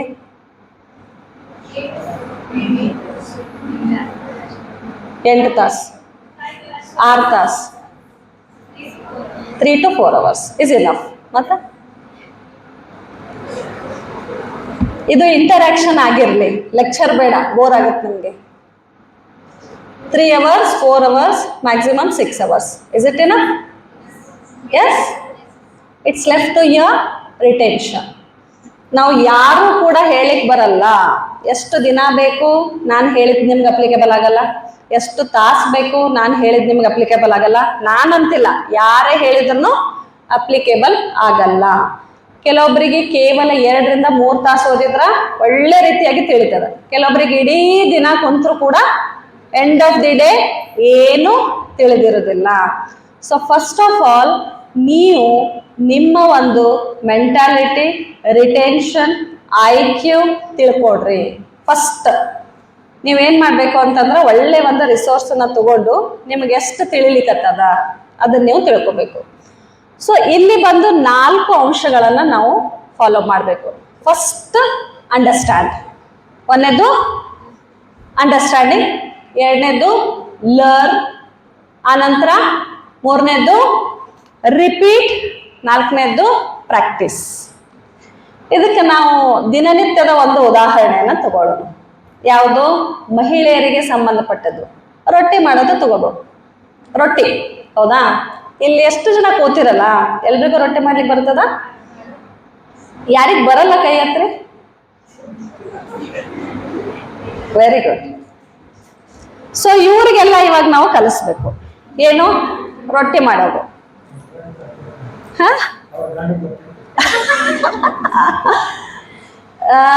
ಮೊದಲೇದು ಅಂಡರ್ಸ್ಟ್ಯಾಂಡ್. ಏನ್ ಅಂಡರ್ಸ್ಟ್ಯಾಂಡ್ ಮಾಡ್ಬೇಕು ರೊಟ್ಟಿ ಬಡಿಬೇಕಂತಂದ್ರ? ಇಂಗ್ರೀಡಿಯೆಂಟ್ಸ್ ಏನೇನ್ ಬೇಕು? ರೊಟ್ಟಿ ಮಾಡ್ಲಿಕ್ಕೆ ಚಪಾತಿ ಹಿಟ್ಟು ತಗೋಬಹುದಾ? ಇಲ್ಲ. ಹಿಟ್ಟು ಬೇಕು, ನೀರ್ ಕನ್ಸಿಸ್ಟೆನ್ಸಿ ಎಷ್ಟು ಹಾಕಬೇಕು, ಸ್ಟವ್ ಬೇಕು, ಹಚ್ಚಿದ್ದು ಸ್ಟವ್ ಬೇಕು. ಮತ್ತು ಯಾವುದೋ ಒಂದು ರೀಲಲ್ಲಿ ನೋಡಿದೆ ನಾನು, ಚಾ ಮಾಡೋದು ತೋರಿಸ್ತಾರ, ಸ್ಟವ್ ಹಚ್ಚೋದು ಅವ್ರು ಹೇಳಿರಲ್ಲ. ಆ ಥರ ಅಲ್ಲ. ಇದಿಷ್ಟು ನಿಮ್ಗೆ ಏನಾಯ್ತು? ಅಂಡರ್ಸ್ಟ್ಯಾಂಡ್ ಆಯ್ತು. ಏನಂತ ಹೇಳಿ, ರೊಟ್ಟಿ ಮಾಡ್ಬೇಕಾದ್ರೆ ನಿಮ್ಗೆ ಏನೇನ್ ಬೇಕು ಅನ್ನೋದು. ಈಗ ನೆಕ್ಸ್ಟ್ ಏನ್ ಮಾಡ್ಬೇಕು? ಅದನ್ನ ಲರ್ನ್. ನೀವು ನೋಡಿದ ತಕ್ಷಣ ಏನ್ ಅನಿಸ್ತದ? ಅದು ಬಹಳ ಈಸಿ ಅನಿಸ್ತದ. ಏನಿಲ್ಲ, ಡೋ ಮಾಡೋದು, ಸ್ವಲ್ಪ ಬಡಿಯೋದು ಅಥವಾ ಅದನ್ನ ಲಟ್ಸೋದು ಆಗ್ಬಿಡ್ತದಂತೆ. ಬಟ್ ನಾವು ಯಾವಾಗ ಸ್ಟಾರ್ಟ್ ಮಾಡ್ತೀವಿ ಅವಾಗ ಗೊತ್ತಾಗುತ್ತದು ಯಾವ ನಕಾಶೆ ರೂಪದಲ್ಲಿ ಅದು ಆಗ್ತದಂತೆ. ಇಂಡಿಯಾ ಆಗಿರ್ಬೋದು, ಪಾಕಿಸ್ತಾನ್, ಲಂಕಾ, ಒಬ್ಬೊಬ್ರದ್ದು ಒಂದೊಂದು ನಕಾಶೆ ಆಗ್ತದೆ, ಹೌದಾ? ಸೊ ಸೆಕೆಂಡ್ ಥಿಂಗ್ ಏನು? ನಾವು ಯಾವಾಗಿಂತನ ಮಾಡಲ್ಲ, ಲರ್ನ್. ಅವಾಗೆ ನಮ್ಗೆ ಗೊತ್ತಾಗುತ್ತೆ. ನೆಕ್ಸ್ಟ್ ಒಂದಿಂದಾಗ ಬಂದ್ಬಿಡುತ್ತಾ? ಸೊ ಏನ್ ಮಾಡ್ಬೇಕು? Repeat, not practice, repeat. ಈಗ ದಿನಾಲು ಮನೆ ಒಳಗೆ ಏನ್ ಮಾಡ್ತಾರ? ಎಲ್ಲ ರೊಟ್ಟಿ ಹಾಕಿ 2 ಡೋ ಅನ್ನ ಬಿಡ್ತಾರೆ ನಿಮ್ಗೆ. ಎರಡೆರಡು ಮಾಡು. ಪಾಪ ಎಲ್ರಿಗೂ ಅಲ್ಲಿ ಸುಟ್ಟಿದ್ದು ನಕಾಶೆಗಳನ್ನು ಉಣ್ಸೋದು ಅಂತ ಹೇಳಿ ಎಲ್ರಿಗೂ ಚೆನ್ನಾಗಿ ಮಾಡಿ ನೀನೇ ಉಣ್ಣು, ನೀನೇ ಕಲಿ ಅಂತ ಹೇಳಿ 2 ಡೋ ಅನ್ನ ಬಿಡ್ತಾರೆ. ಸೊ ಇದು ಏನು? ನೆಕ್ಸ್ಟ್ ಏನು? ರಿಪೀಟ್. ದಿನಾಲು ಮಾಡ್ಲಿಕ್ಕತ್ತಿರಲ್ಲ, ಕನ್ಸಿಸ್ಟೆನ್ಸಿ ಇದೆ. ನೆಕ್ಸ್ಟ್ ಏನಾಗುತ್ತದು? ಪ್ರಾಕ್ಟೀಸ್ ಮಾಡಿ ಮಾಡಿ ಮಾಡಿ ಮಾಡಿ ಯಾರ ಕೈ ಎತ್ತಿದ್ರಲ್ಲ, ಎತ್ತಲಾರ್ದವ್ರ ಗ್ರೂಪ್ ಅಲ್ಲಿ ಸೇರ್ಕೊಂತೀರಿ. ಅಂದ್ರೆ ನಮಗೂ ಬರ್ತದ್ರಿ ಅಂತ ಹೇಳಿ. ಸೊ ಈ ಒಂದು ಫಾರ್ಮುಲಾ ಏನಿದೆ, ನಾವು ಈ ಒಂದು ಯಾವುದೇ ರೀತಿಯಾದಂಥ ಎಕ್ಸಾಮ್ಸ್ ಆಗಿರ್ಬೋದು. ಸೊ ಫಸ್ಟ್ ಏನ್ ಮಾಡ್ಬೇಕು? ಸಿಲೆಬಸ್ ಅನ್ನ ಎಲ್ಲರ ಹತ್ರ ಹಾರ್ಡ್ ಕಾಪಿ ಸಿಲೆಬಸ್ ಇರಬೇಕು, ಕಂಪಲ್ಸರಿ. ಸಿಲೆಬಸ್ ಗೊತ್ತಿಲ್ಲ ನಿಮ್ಗೆ ಅಂತಂದ್ರ ಮುಂದೆ ಏನು ಮಾಡ್ಲಿಕ್ಕೆ ಬರಲ್ಲ. ಸೊ ಸಿಲೆಬಸ್ ಅಂತಂದ್ರ ರೊಟ್ಟಿ ಆಗಿರ್ಬೋದು, ನೀರು, ನಿಮ್ಗೆ ಏನೇನು ಇಂಗ್ರೀಡಿಯೆಂಟ್ಸ್ ಅದು. ಆ ನಂತರ ಕೂತ್ಕೊಂಡು ಏನ್ ಮಾಡ್ಬೇಕು ನೀವು? ಲರ್ನ್ ಅಂದ್ರೆ ಬೈ ಹರ್ಟ್ ಮಾಡೋದಲ್ಲ. ಲರ್ನ್ ಅಂದ್ರೆ ಬೈ ಹರ್ಟ್ ಮಾಡೋದು ಅಲ್ಲ, ಅದನ್ನ ರಟಿಸೋದಲ್ಲ. ರಟಿಸಿದ್ದು ಏನು ಇಲ್ಲಿ ಹೋಗಲ್ಲ. ಲರ್ನ್ ಮಾಡಬೇಕು. ಸ್ವತಃ ನೀವೇನ್ ಮಾಡ್ಬೇಕು? ಅದನ್ನ ಅಂಡರ್ಸ್ಟ್ಯಾಂಡ್ ಮಾಡಾದ್ಮೇಲೆ ಲರ್ನ್ ಕಲಿತಾ ಹೋಗ್ಬೇಕು. ಈಗ ನಮ್ಮ ಸೋಶಿಯಾಲಜಿಯಲ್ಲಿ ಬಹಳಷ್ಟು ಥಿಯರೀಸ್ ಬರ್ತಾವ. ಎಮೈಲಿ ಡರ್ಕಿನ್ದು, ಆನಂತರ ಕೂಲಿ ಅವರ ಒಂದು ಸೆಲ್ಫ್ ಲುಕಿಂಗ್ ಗ್ಲಾಸ್ ಅಂತ ಬರುತ್ತೆ, ಸ್ಪ್ರೇನ್ ಥಿಯರಿ ಅಂತ ಬರುತ್ತೆ, ಸುಯಿಸೈಡ್ ಇದೆ. ಇದೆಲ್ಲ ನೀವು ಲರ್ನ್ ಮಾಡಿದ ನಂತರ ರೆಗ್ಯುಲರ್ ಅಲ್ಲಿ ನಾವು ಏನನ್ನ ನಡೀತಾ ಇದೆ ಸೊಸೈಟಿಯಲ್ಲಿ ಅದಕ್ಕೆ ಇಂಪ್ಲಿಮೆಂಟ್ ಮಾಡ್ಬೋದು ಈಸಿಯಾಗಿ. ಕಾರ್ಲ್ ಮಾರ್ಕ್ಸ್ ಅವ್ರು ಹೇಳ್ತಾರ ಬಂಡವಾಳಶಾಹಿ ಮತ್ತು ಹಾ. ಸೊ ಬಂಡವಾಳಶಾಹಿ ನಂಬರ್ ಅಲ್ಲಿ ಸಿಕ್ಕಾಪಟ್ಟೆ ಕಮ್ಮಿ ಇದೆ, ಕಾರ್ಮಿಕರು ಹೆಚ್ಚಿಗಿದ್ದೀವಿ. ಒಂದು ಟೈಮಲ್ಲಿ ಏನಾಗುತ್ತೆ ಅಂದ್ರೆ ಬಂಡವಾಳಶಾಹಿದವರು ಅವ್ರ ಮೇಲೆ ಶೋಷಣೆ ಮಾಡಿ ಮಾಡಿ ಮಾಡಿ ಅದೊಂದು ಬಲಿಷ್ಠ ವರ್ಗವಾಗಿ ಪರಿವರ್ತನೆ ಆಗಿ ಕ್ರಾಂತಿ ಮಾಡಿ ಆ ನಂತರ ಏನಾಗುತ್ತೆ? ಅವರು ಸಮಾಜ ಓದಿರಿಲ್ರಿ ಏನು? ಹಾ. ಸೊ ಇದು ಈಗ ನಿಮಗೆ ನೋಡಿದ ತಕ್ಷಣ ಗೊತ್ತಾಗುತ್ತೆ ಏನು ಅಮೆರಿಕ ಯಾವ ರೀತಿ ಇದೆ, ನಾವು ಯಾವ ರೀತಿ ಇದ್ದೀವಿ. ಇದು ಇಂಪ್ಲಿಮೆಂಟ್ ಅನ್ನ ಮಾಡಿದ ನಂತರ ಸೊ ಏನೇ ನೀವು ಲರ್ನ್ ಮಾಡ್ಲಿಗತ್ತೀರಿ ದಿನನಿತ್ಯದ ಒಂದು ಜೀವನದಲ್ಲಿನೇ ಅದು ಇದೆ. ಎಸ್ಪೆಷಲಿ ಸೋಶಾಲಜಿ ನಮ್ದು ದಿನನಿತ್ಯದ ಒಂದು ಸಮಾಜದಲ್ಲಿ ಏನ್ ನಡ್ಲಿಗತ್ತದ ಅದನ್ನೇ ನಾವೇನ್ ಮಾಡ್ತೀವಿ? ಅಧ್ಯಯನವನ್ನ ಮಾಡ್ತೀವಿ. ಸೊ ಫಸ್ಟ್ ನೀವೇನ್ ಮಾಡ್ಬೇಕು? ಸಿಲೆಬಸ್ ಅನ್ನ ಇಟ್ಕೋಬೇಕು. ಆ ನಂತರ ರಿಸೋರ್ಸ್ ಅನ್ನ ಕಲೆಕ್ಟ್ ಮಾಡಬೇಕು. ರಿಸೋರ್ಸ್ ಕಲೆಕ್ಟ್ ಮಾಡಿದ ನಂತರ ಏನ್ ಮಾಡ್ಬೇಕು? ಅದನ್ನ ಲರ್ನ್ ಮಾಡಿ ಅಂಡರ್ಸ್ಟ್ಯಾಂಡ್ ಮಾಡಿ very important step previous year question paper solve ಮಾಡಬೇಕು. Minimum 5 to 10 years. ಇದೆಲ್ಲಿ ಸಿಗುತ್ತೆ ನಿಮಗೆ? ವೆಬ್ಸೈಟಲ್ಲಿ. ನೀವು UGC ವೆಬ್ಸೈಟಲ್ಲಿ ಹೋಗಿ NET exam previous year question paper ಅಂತ ಹಾಕಿದ್ರೆ ಫಸ್ಟ್ ಪೇಪರ್ದು ಬರ್ತದೆ, ಸೆಕೆಂಡ್ ಪೇಪರ್ದು ಬರ್ತದೆ. ಅದನ್ನ ನೀವು ಎಲ್ಲಾನು ಕಲೆಕ್ಟ್ ಮಾಡಿಕೊಂಡು minimum 5 to 10 years question papers. ಯಾಕಂದ್ರೆ ನೀವು ಇವಾಗ ಓದ್ಬೇಕಾದ್ರೆ ಏನಾಗ್ತದೆ ಎಲ್ಲ ಅಂಡರ್ಸ್ಟ್ಯಾಂಡ್ ಆಗುತ್ತೆ ನಿಮಗೆ. ಲರ್ನ್ ಅಂತ ನಾನು ಹೇಳಿದಲ್ಲ, ನೀವು ಲಾಸ್ಟಿಗೆ ಅದ್ರ ಮೇಲೆ ನಿಮಗೆ ಕ್ವಶನ್ಸ್ ಕೇಳಿದ್ರ ನೀವು ಎಷ್ಟರ ಮಟ್ಟಿಗೆ ಅರ್ಥ ಆಗ್ಯದ ಅನ್ನೋದು ನಿಮ್ಗೆ ಪ್ರೀವಿಯಸ್ ಇಯರ್ ಕ್ವಶನ್ ಪೇಪರ್ ಅನ್ನ ಸಾಲ್ವ್ ಮಾಡಿದಾಗ ಮಾತ್ರ ಗೊತ್ತಾಗ್ತದೆ. So previous year question paper ಅನ್ನ ಸಾಲ್ವ್ ಮಾಡ್ತೀರಿ, ಮತ್ತೆ ನಿಮ್ಗೆ ಡೌಟ್ಸ್ ಬರ್ತಾವ, ಮತ್ತೆ ಸ್ಟಡಿ ಮಾಡ್ತೀರಿ. ಈ ತರ ಸೈಕಲ್ ಆದ ನಂತರ ಲಾಸ್ಟಿಗೆ ನೀವೇನ್ ಮಾಡ್ಬೇಕು? ಮಾಕ್ ಟೆಸ್ಟ್ ಅನ್ನ ಕೊಡ್ಬೇಕು. ಮಾಕ್ ಟೆಸ್ಟ್ ಎಲ್ಲಿ ಬರ್ತಾವು? ಅದು ಕೂಡ ಆನ್ಲೈನ್ ಅಲ್ಲಿ ಅವೈಲೇಬಲ್ ಇದೆ. ಸೊ ಇಲ್ಲಿ ಬೇರೆ ಬೇರೆ ಸಬ್ಜೆಕ್ಟ್ ವಿದ್ಯಾರ್ಥಿನಿಯರೆಲ್ಲರೂ ಕೂತ್ಕೊಂಡಿರಿ. ನಾನು ನಮ್ಮ ಒಂದು ಸೋಶಾಲಜಿಗೆ ರಿಲೇಟೆಡ್ ಆಗಿರುವಂತಹ ಒಂದು ಬುಕ್ ಲಿಸ್ಟ್ ಅನಂತರ ಯೂಟ್ಯೂಬ್ ಚಾನಲ್ಸ್ ಲಿಸ್ಟ್ ಅನ್ನ ಸರ್ ಜೊತೆ ನಾನು ಶೇರ್ ಮಾಡ್ತೀನಿ. ಸರ್ ಏನದ ನಿಮ್ಮ ಗ್ರೂಪ್ ಅಲ್ಲಿ ಶೇರ್ ಮಾಡ್ತಾರೆ. ಆಮೇಲೆ ಇನ್ನೊಂದು ದೊಡ್ಡ ಪ್ರಶ್ನೆ, KSET ಏನಿದೆ ಕರ್ನಾಟಕ ಸ್ಟೇಟ್ ಎಲಿಜಿಬಿಲಿಟಿ ಟೆಸ್ಟ್ ಕನ್ನಡದಲ್ಲಿನೂ ಇದೆ ಮತ್ತು ಇಂಗ್ಲಿಷ್ದಲ್ಲಿನೂ ಇದೆ. ನೆಟ್ ಬಂದು ಹಿಂದಿ ಮತ್ತೆ ಇಂಗ್ಲಿಷ್. ಮ್ಯಾಕ್ಸಿಮಮ್ ಸ್ಟೂಡೆಂಟ್ಸ್ ನಾವು ಏನ್ ಮಾಡ್ತೀವಿ ಅಂತಂದ್ರ ನಮ್ದು ಬ್ಯಾಕ್ಗ್ರೌಂಡ್, ನಮ್ದು medium Kannada. I am also a Kannada medium student up to PG. PhD thesis ಮಾತ್ರ ನಾನು ಇಂಗ್ಲಿಷಲ್ಲಿ ಬರೆದಿದ್ದೀನಿ. And I am a general normal background ಅಂತ ಹೇಳ್ಬೋದು. I completed all my studies from government schools. I am not a private English medium student. So ನನ್ನ ಒಂದು education ನನಗೆ ಹೆಮ್ಮೆ ಆಗ್ತದೆ ಹೇಳಲಿಕ್ಕೆ. ಗೌರ್ಮೆಂಟ್ ಸ್ಕೂಲಲ್ಲಿ ನಾನು ಕಲ್ತೀನಿ. SSLC PUC, ಡಿಗ್ರಿ ಬಂದು BLD, PG ಬಂದು ಅಕ್ಕ ಮಹಾದೇವಿ ವಿಮೆನ್ಸ್ ಯೂನಿವರ್ಸಿಟಿ. ಮೇಡಮ್ ಅವರೆಲ್ಲ ನಮಗೆ ಟೀಚ್ ಮಾಡಿದ್ದಾರೆ. Indumathi madam, Priya madam, Belagar sir, ಆಮೇಲೆ ಕೋರ್ಶೆಟ್ಟಿ ಮೇಡಮ್. ಆ ಟೈಮಲ್ಲಿ ಏನಾಗ್ತಿತ್ತು ಅಂತಂದ್ರೆ ಕೋರ್ಶೆಟ್ಟಿ ಮೇಡಮ್ ನಮಗೆ ಇಂಗ್ಲಿಷ್ ಬುಕ್ಸ್, ಹೈರಲಂಬಸ್ ಆಗಿರ್ಬೋದು, ಜಾರ್ಜ್ ರಿಡ್ಜರ್ ಆಗಿರ್ಬೋದು, ಬಹಳಷ್ಟು ಬುಕ್ಸ್ ಬಗ್ಗೆ ಬಂದ ತಕ್ಷಣ ಅದನ್ನ ಓದ್ರಿ ಅಂತ ಲೈಬ್ರರಿ ಕಳಿಸ್ತಿದ್ರು. ಬಹಳ ಹಾರ್ಡ್ ಆಗ್ತಿತ್ತು. ನೀವು ಅದನ್ನ ಬುಕ್ ತಗೊಂಡು ನೀವು ಓದ್ಲಿಕ್ಕೆ ಸ್ಟಾರ್ಟ್ ಮಾಡಿದ್ರೆ ಫಸ್ಟ್ ಒಂದು ವೀಕ್ ಅದನ್ನ ನಿಮ್ಗೆ ಅರ್ಥನೇ ಆಗಲ್ಲ. ಬಟ್ ಅದರಿಂದ ನೀವು ಓಡಬಾರ್ದು. ಕೆಲವೊಂದು ಬುಕ್ಸ್ ಇವೆ, ಕೊಠಾರಿ ರಿಸರ್ಚ್ ಮೆಥಡಾಲಜಿಗೆ ಸಂಬಂಧಪಟ್ಟಂಗೆ ಒಳ್ಳೆ ಬುಕ್. ನಿಮ್ಗೆ ಅರ್ಥ ಆಗ್ಲಿಲ್ಲ ಅಂದ್ರೂ ಪರವಾಗಿಲ್ಲ, ಸ್ವಲ್ಪ ದಿನ ಆದ ನಂತರ ನಿಮ್ಗೆ ಅರ್ಥ ಆಗ್ಲಿಕ್ಕೆ ಸ್ಟಾರ್ಟ್ ಆಗುತ್ತೆ. ಬಟ್ ಒರಿಜಿನಲ್ ರಿಸೋರ್ಸ್ ಇದೆ ಅದರಲ್ಲಿ. ಆಕ್ಚುಲಿ ರಿಸರ್ಚ್ ಮೆಥಡಾಲಜಿ ನೀವು ಅದನ್ನ ಸರಿಯಾಗಿ ಓದಿದ್ರ, ಟೀಚ್ ಮಾಡೋರಿದ್ರ, ಅದರಷ್ಟೇ ಇಂಟ್ರೆಸ್ಟೆಡ್ ಸಬ್ಜೆಕ್ಟೇ ಯಾವುದೂ ಇಲ್ಲ. ಅದನ್ನ ನೀವು ದಿನನಿತ್ಯದ ಜೀವನದಲ್ಲಿ ನಾವು ಏನ್ ಮಾಡ್ಲಿಕ್ಕತ್ತೀವಲ್ಲ, each and everything is based on research only. ಮಾಮೂಲಿ sampling, what is sampling? It's a part of the whole. ಒಂದು ಪಾರ್ಟ್, ಹೋಲ್ದು ಪಾರ್ಟ್. ನಾವು ಡೈಲಿ ರೈಸ್ ಮಾಡ್ತೀವಲ್ಲ ಮನೆಯೊಳಗೆ, ಮಾಡ್ತೀವಲ್ಲ, ಅದು ಆಗ್ಯದ ಇಲ್ಲ ಅಂತ ನಾವು ಹೆಂಗ್ ಚೆಕ್ ಮಾಡ್ತೀವಿ? ಪೂರ್ತಿ ಎಷ್ಟು ಬೊಗಣೆ ಅದ ಕೆಳಗೆ ಹಾಕಿ ಒಂದು ಒಂದು ಒಂದು ಒಂದು ಮಾಡ್ತೀವ? ಅದಕ್ಕೆ ಏನಂತೀವಿ? ಏನಂತೀವಿ? ಸ್ಯಾಂಪಲ್. ಒಂದು ಶಾಪಲ್ಲಿ ಹೋಗ್ತೀವಿ, 10 ಥರ ರೈಸ್ ಇಟ್ಟಿರ್ತಾನ ಅಂತ, ಸ್ವಲ್ಪ ಸ್ವಲ್ಪ ಸ್ವಲ್ಪ ರೈಸ್ ಒಂದು ಬಟ್ಲದಾಗ ಇಟ್ಟಿರ್ತಾನೆ, ಸ್ಯಾಂಪಲ್.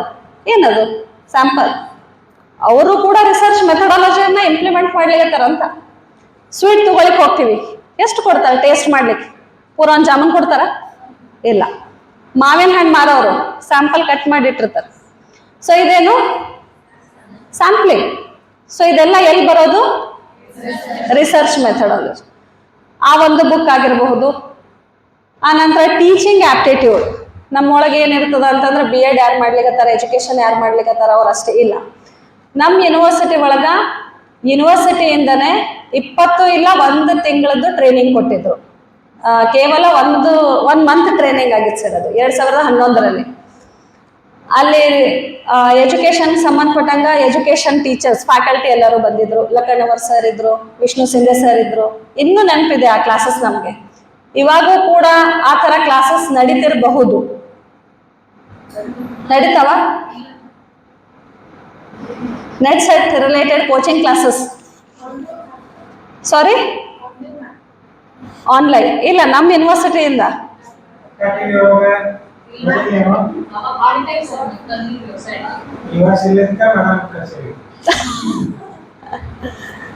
ಸೊ ಆ ಕ್ಲಾಸಸ್ ನಮ್ಗೆ ತುಂಬಾ ಹೆಲ್ಪ್ ಆಗಿದ್ದು. ಫಸ್ಟ್ ಅಟೆಂಪ್ಟ್ ನಮ್ದು. ಆನಂತರ ಇನ್ನೊಂದು ಟಿಪ್ ಏನು ಅಂತಂದ್ರೆ ಗ್ರೂಪ್ ಸ್ಟಡಿ. ನೀವು ಓದಿದ್ದನ್ನ ಬರೀ ನಿಮ್ಮ ಹತ್ರ ಇಟ್ಕೋಬೇಡ್ರಿ. ಫಸ್ಟ್ ಅಟೆಂಪ್ಟ್ ಅಲ್ಲಿ ನಾನು ಕ್ಲಿಯರ್ ಆಗ್ಲಿಕ್ಕೆ ಒಂದೇ ರೀಸನ್ ಏನಂದ್ರೆ ಗ್ರೂಪ್ ಸ್ಟಡಿ. ಒಂದು 6 ಜನರ ಗ್ರೂಪ್ ಇತ್ತು ನಮ್ದು. 6 ಜನರಲ್ಲಿ 5 ಜನ ಹಾಸ್ಟೆಲ್ಗೆ ಇರ್ತಿದ್ರು. ಅವ್ರ 5 ಜನ, ನಾನು 6 ಮೆಂಬರ್ಸ್. ನಮ್ಮ ಮನೆಗೆ ಹೋಗ್ತಿದ್ವಿ ಡೈಲಿ ಸಾಯಂಕಾಲ. ಮೇಲ್ಗಡೆ ಒಂದು ರೂಮ್ ಇತ್ತು. ಅಲ್ಲಿ ನಾವು ಏನ್ ಮಾಡ್ತಿದ್ವಿ ಅಂತಂದ್ರ ಡಿವೈಡ್ ಮಾಡ್ಕೊಂತಿದ್ವಿ ಸಬ್ಜೆಕ್ಟ್ಸ್ ಅನ್ನ. ಡಿವೈಡ್ ಮಾಡ್ಕೊಂಡು ಅದನ್ನ ಓದಿ ಒಬ್ರಿಗೊಬ್ರು ಟೀಚ್ ಮಾಡ್ತಿದ್ವಿ. ಒಂದು ಸಣ್ಣ ಬೋರ್ಡ್ ಹಾಕಿದ್ದೆ, ನೀವು ಟೀಚ್ ಮಾಡಿದ್ದು ನೀವು ಎಕ್ಸ್ಪ್ಲೇನ್ ಮಾಡಬೇಕು, ನಾನು ಮಾಡಿದ್ದು. ಅಂದ್ರೆ ಅಷ್ಟು ಸಮಯ ನಿಮ್ದು ಏನಾಗುತ್ತೆ? ಉಳಿತಾಯ ಆಗತ್ತೆ. ಪ್ರತಿಯೊಂದು ನೀವು ಸ್ಟಡಿ ಮಾಡಬೇಕು ಅಂತಂದ್ರೆ ಸ್ವಲ್ಪ ಕಷ್ಟ. 5-6 ಜನರದ್ದು ಗ್ರೂಪ್ ಮಾಡಿ ಸಿಲೆಬಸ್ ಅನ್ನ ಡಿವೈಡ್ ಮಾಡಿಕೊಂಡು ಅದನ್ನೇನ್ ಮಾಡ್ಬೇಕು ನೀವು? ಪ್ರಿಪ್ರೇಷನ್ ಮಾಡಬೇಕು. 3ನೇ ಒಂದು ಇಂಪಾರ್ಟೆಂಟ್ ಪಾಯಿಂಟ್ ಏನು ಅಂತಂದ್ರೆ ಮೇಕ್ ಯುವರ್ ಓನ್ ನೋಟ್ಸ್. ಈಗ ಹೋಲ್ ಬುಕ್ ಅನ್ನ 1 ಸಾರಿ ಓದ್ತೀರಿ, 2 ಸಾರಿ ಓದ್ತೀರಿ, ಪದೇ ಪದೇ ಓದಕ್ಕಾಗಲ್ಲ. ಸೊ ಅದನ್ನ ಏನ್ ಮಾಡ್ಬೇಕು? ನಿಮ್ದೇ ಆದಂತಹ ಶಾರ್ಟ್ ನೋಟ್ ಅನ್ನ ಯಾವತ್ತೂ ನಿಮ್ ಹತ್ರ ಪ್ರಿಪೇರ್ಡ್ ಇರಬೇಕು. ಶಾರ್ಟ್ ನೋಟ್ ಮಾಡಿ ಇಟ್ಬಿಟ್ರೆ ಏನಾಗುತ್ತೆ? ಅದನ್ನ ರಿವೈಸ್ ಮಾಡ್ತಾ ಇರಬೇಕು. ಸೈಕಾಲಜಿ ಪ್ರಕಾರ ನಾವು 1 ಸಾರಿ ಓದಿದ್ದು 4ರಿಂದ 5 ದಿನ ನೆನಪಿರುತ್ತೆ. ಅದ್ರ ಒಳಗೆ ಇನ್ನೊಂದ್ ಸಾರಿ ಓದಿದ್ರೆ 15 ಡೇಸ್, 15 ಡೇಸ್ ಅಲ್ಲಿ ಇನ್ನೊಂದ್ ಸಾರಿ ಓದಿದ್ರೆ 1 ತಿಂಗಳು, 1 ತಿಂಗಳಲ್ಲಿ ಇನ್ನೊಂದ್ ಸಾರಿ ರಿಪೀಟ್ ಮಾಡಿದ್ರೆ 6 ಮಂತ್ಸ್, ಆಮೇಲೆ ಲೈಫ್ ಲಾಂಗ್. ಸೊ ಆ ಒಂದು ಮೆಥಡ್ ಅನ್ನ ಯೂಸ್ ಮಾಡಿಕೊಂಡು ಈ ಒಂದು ಮೊಬೈಲ್ ಫೋನ್ಸ್ ಏನಿವೆ ಅಲ್ಲ, ಅದರದ ಲಾಭನೂ ಅಷ್ಟೇ ಅದ, ನಷ್ಟನೂ ಅಷ್ಟೇ ಅದ. ಸ್ಕ್ರಾಲ್ ನೀವು ಇನ್ಸ್ಟಾನಲ್ಲಿ ಮಾಡೋಕಿನ ಬದಲು ಬಹಳಷ್ಟು ಒಳ್ಳೆ ಚಾನಲ್ಸ್ ಇವೆ. ಅಂತರಾ ಚಕ್ರವರ್ತಿ ಆಗಿರ್ಬೋದು, ಕುಮಾರ್ಸ್ ಆಗಿರ್ಬೋದು, ಬಹಳಷ್ಟು. ನಾನು ಅದನ್ನ ಲಿಸ್ಟನ್ನ ನಿಮ್ಗೆ ಕೊಡ್ತೀನಿ ಬೇಕಿತ್ತಂದ್ರೆ. ಅದನ್ನ ನೀವು ಒಂದು ಚಾನಲ್, ಮಲ್ಟಿಪಲ್ ಚಾನಲ್ಸ್ ಅನ್ನ ಯೂಸ್ ಮಾಡಬೇಡ್ರಿ. ಯಾವ ಒಂದು ಥೇರಿ ನಿಮ್ಗೆ ಅಂಡರ್ಸ್ಟ್ಯಾಂಡ್ ಆಗ್ಲಿಕ್ಕತ್ತದ ಅದನ್ನ ಮಾತ್ರ ನೀವೇನದ ಫಾಲೋ ಮಾಡ್ತಾ ಹೋಗ್ಬೇಕು. ಅವ್ರು ಹೇಳಿದ್ದನ್ನ ಶಾರ್ಟ್ ನೋಟ್ ಮಾಡಬೇಕು. ರಿವಿಷನ್ ಎಷ್ಟು ಇಂಪಾರ್ಟೆಂಟ್ ಇದೆ ಅಂತಂದ್ರ ಅದನ್ನೇ ನಿಮ್ಗೊಂದು ಕೀ ಥರ, ಸಕ್ಸಸ್ ಕೀ ಇದ್ದಾಗ ಅದು. ನೀವು ಸ್ವಲ್ಪ ಹೋದ್ರಿ, ಬಟ್ ಅದರಲ್ಲಿ ಪರ್ಫೆಕ್ಟ್ ಆಗ್ರಿ. ನಾನು ಎಲ್ಲಾನು ಊಟ ಮಾಡ್ತೀನಿ ಅಂತ ಆಗಲ್ಲ, ಸ್ವಲ್ಪ ಮಾತ್ರ ನೀವು ಕವರ್ ಮಾಡ್ಬೋದು. ಏನನ್ನ ನೀವು ಕವರ್ ಮಾಡ್ಬೋದು, ಯಾವ್ದು ನಮ್ದು ಸ್ಟ್ರೆಂತ್ ಇದೆ, ವೀಕ್ನೆಸ್ ಇದೆ. For example, research methodology social ಸೈನ್ಸ್ದವರು ಓದಿರ್ತೀವಿ, ಅದು ನಮ್ದು ಸ್ಟ್ರೆಂತ್. ಡಾಟಾ ಮತ್ತೆ ರೀಸನಿಂಗು ನಮ್ಗೆ ಅಷ್ಟೊಂದು ಫ್ಯಾಮಿಲಿಯರ್ ಇರಲ್ಲ, ಅಷ್ಟೊಂದು ಕ್ಲೂ ನಮ್ಮ ಹತ್ರ ಇರಲ್ಲ. ಆಮೇಲೆ ಅದು ನೋಡಿದ್ರೆ ಭಯ ಪಡ್ತೀವಿ ನಾವು, ಮ್ಯಾಥಮೆಟಿಕ್ಸ್ ಇದೆ ಅಂತೇಳಿ. ಸೊ ಅದು ನಮ್ದು ವೀಕ್ನೆಸ್ ಏರಿಯಾ. ಸೊ ನಾವು ಯಾವಾಗ ಓದ್ಲಿಕ್ಕೆ ಸ್ಟಾರ್ಟ್ ಮಾಡ್ತೀವಲ್ಲ, ಮಾರ್ನಿಂಗ್ ಅವರ್ಸ್ ಅಲ್ಲಿ ನಿಮ್ಗೆ ಸ್ಟ್ರೆಂತ್ ಇರೋವಂಥದ್ದು ಆಮೇಲೆ ಓದ್ರಿ, ವೀಕ್ನೆಸ್ ಇರುವಂತ ಒಂದು ಏನಂತಾರ ವಿಷಯಗಳನ್ನ ಮಾರ್ನಿಂಗ್ ಅವರ್ಸ್ ಅಲ್ಲಿ ಅಥವಾ ಸ್ಟಾರ್ಟಿಂಗ್ ಅವರ್ಸ್ ಅಲ್ಲಿ ನೀವು ಓದ್ಬೋದು. ಹೌದಾ? ಆಮೇಲೆ ಇನ್ನೊಂದು ಎಲ್ರ ಪ್ರಶ್ನೆ ಏನಿರುತ್ತೆ ಅಂದ್ರೆ ಯಾವಾಗಿಂದ ಸ್ಟಾರ್ಟ್ ಮಾಡಬೇಕು? ಫಸ್ಟ್ ಸೆಮೆಸ್ಟರ್ ಇದೀವ್ರಿ ಮೇಡಮ್, ಥರ್ಡ್ ಬಂದ ಸ್ಟಾರ್ಟ್ ಮಾಡೋನು, ಥರ್ಡ್ ಮುಗಿದ್ ಬಿಡ್ಲಿ, ಫೈನಲ್ ಎಕ್ಸಾಮ್ ಒಳ್ಳೆ ರಿಸಲ್ಟ್ ತೆಗಿಬೇಕು, ಆಮೇಲೆ ಮಾಡೋನು. ಆಮೇಲೆ ಏನೋ ಒಂದು ಪ್ರಾಬ್ಲಮ್ ಬರ್ತದ, ಜಾಬ್ ಜಾಯಿನ್ ಆಗ್ತೀರಿ, ಈಗ ಜಾಬ್ ಒಳಗೆ ಓದ್ಲಿಕ್ಕೆ ಆಗವಲ್ತ್ರಿ, ಹಾಲಿಡೇಸ್ ಬರ್ಲಿ, ಹಾಲಿಡೇಸ್ ಬರ್ತಾವ, ಇಷ್ಟು ದಿನ ಟೀಚ್ ಮಾಡೀವಿ, ನಮಗೂ ಆರಾಮ್ ಬೇಕಲ್ಲ, ಸ್ವಲ್ಪ ರೆಸ್ಟ್ ಮಾಡೋನು. ಸೊ ಈ ತರ ಮಾಡಿ ಮಾಡಿ ನಾನು ನೋಡ್ತೀನಿ ಎಷ್ಟೋ ಜನ ಇದ್ದಾರೆ 8 to 9 years ಆದ್ರೂ ಕ್ಲಿಯರ್ ಆಗ್ತಿಲ್ಲ. ಸೊ ಡೆಡಿಕೇಶನ್, ಕನ್ಸಿಸ್ಟೆನ್ಸಿ ಏನ್ ನಾವು ಕರಿತೀವಲ್ಲ, ಈಗ ನಮ್ಗೆ ಇವನ್ ಬಾಡಿ ಒಳಗು HB ಕಮ್ಮಿ ಆಗ್ಯದ ಅಂತಂದ್ರೆ ಎಷ್ಟು ಕಮ್ಮಿ ಆಗ್ಯದ ಅಷ್ಟು ಬ್ಲಡ್ ಅನ್ನು ಇಮ್ಮಿಡಿಯೇಟ್ ಸೇರಿಸಿ ಟ್ಯಾಬ್ಲೆಟ್ಸ್ ಕೊಟ್ಬಿಡ್ತಾರೆ? ಇಲ್ಲ, ಗ್ರಾಜುವಲಿ ಅದು ಇಂಪ್ರೂವ್ ಆಗುವಂಗ ಟ್ಯಾಬ್ಲೆಟ್ಸ್ ಅನ್ನ ಕೊಟ್ಟು ಗ್ರಾಜುವಲಿ ಅದನ್ನ ಏನ್ ಮಾಡ್ತಾನೆ, ಇನ್ಕ್ರೀಸ್ ಮಾಡ್ತಾನೆ. ಸೊ ಅದೇ ತರ ನಮ್ ಸ್ಟಡಿ, ನಾನು ಒಂದೇ ದಿನ ಕುಂತು 24 ತಾಸು ಓದಿ 4 ದಿನದ ಕವರ್ ಮಾಡ್ತೀನಿ, 4 ತಾಸು ಆರಾಮಾಗಿರ್ತೀನಿ ಅಂತ ಹೇಳಿ ಮಾಡ್ಬೋದಾ? ಇಲ್ಲ. ಸೊ ಕನ್ಸಿಸ್ಟೆನ್ಸಿ, ರಿವಿಷನ್, ನಿಮ್ದು ಒಂದು ಪ್ಲಾನಿಂಗ್, ಸ್ಟಡಿ ಪ್ಲಾನ್ ಅಂತ ನಾವೇನು ಹೇಳ್ತೀವಲ್ಲ, ಕೆಲವೊಬ್ಬರಿಗೆ ಮಾರ್ನಿಂಗ್ ಅಲ್ಲಿ ಓದಕ್ಕಾಗಲ್ಲ, ಆಫ್ಟರ್ನೂನ್ ಟೈಮ್ ಸಿಗುತ್ತೆ, ಕೆಲವೊಬ್ರಿಗೆ ಈವ್ನಿಂಗ್ ಸಿಗುತ್ತೆ, ಇನ್ನು ಕೆಲವೊಬ್ರು ಇರ್ತಾರ ಅವ್ರ ತರ ರಾತ್ರಿ ಓದಿದ್ದವ್ರು ಬಹಳ ಶಾರ್ಪ್ ಆಗಿ ಏನಾಗುತ್ತೆ, ರಿಟೇನ್ ಆಗುತ್ತೆ. ಸೊ ಎಲ್ರದ್ದು ಇಂಡಿವಿಜುವಲ್ ಒಂದು ಮೆಂಟಾಲಿಟಿ, IQ ಬೇರೆ ಬೇರೆ ಇರ್ತದ. ಯಾರ್ದು ಸ್ಟಡಿ ಪ್ಲಾನ್ ಅನ್ನ ಫಾಲೋ ಮಾಡ್ಬೇಡ್ರಿ. ಯಾರ್ದು ನಾನು ಸಕ್ಸಸ್ ಆಗೀನಿ ನನ್ನ ಹತ್ರ ಬಂದು ಕೇಳೋದು, ನೀವು ಎಷ್ಟು ತಾಸು ಓದಿರಿ ಮೇಡಮ್, ನೀವು ಎಲ್ಲಿ ಕುಂತು ಓದಿರಿ, ನೀವು ಬರ್ದಿರೇನು ಓದಿರಿ, ಯಾವ ಬುಕ್ ಓದಿರಿ, ಎಲ್ಲ ವೇಸ್ಟ್.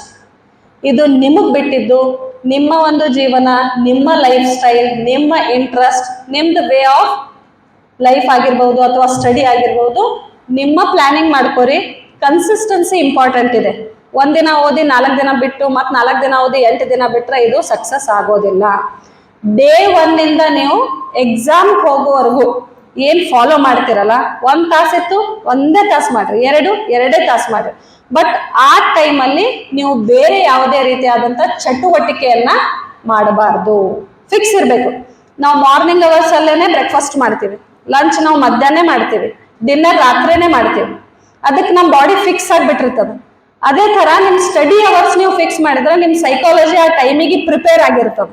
ಈಗ ನಾವು ಓದ್ತೀವಿ, ಅದು ನಮ್ಗ ತಲೆ ಒಳಗೆ ತಗೋಬೇಕು ಅಂತೇಳಿ ಸೈಕಾಲಜಿ ಅದು ವರ್ಕ್ ಮಾಡುತ್ತೆ ನಮ್ದು.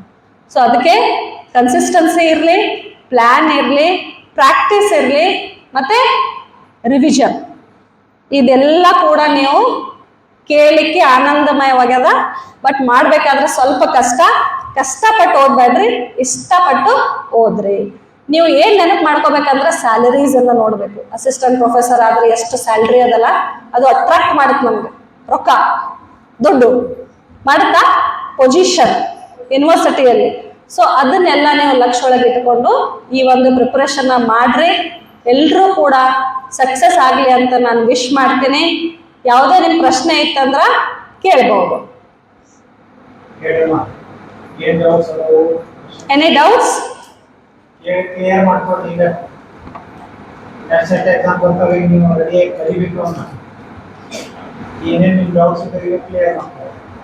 ನಮ್ಮ ಪರ್ಸನಲ್ ಒಂದು ಒಪಿನಿಯನ್, ಲಾಸ್ಟ್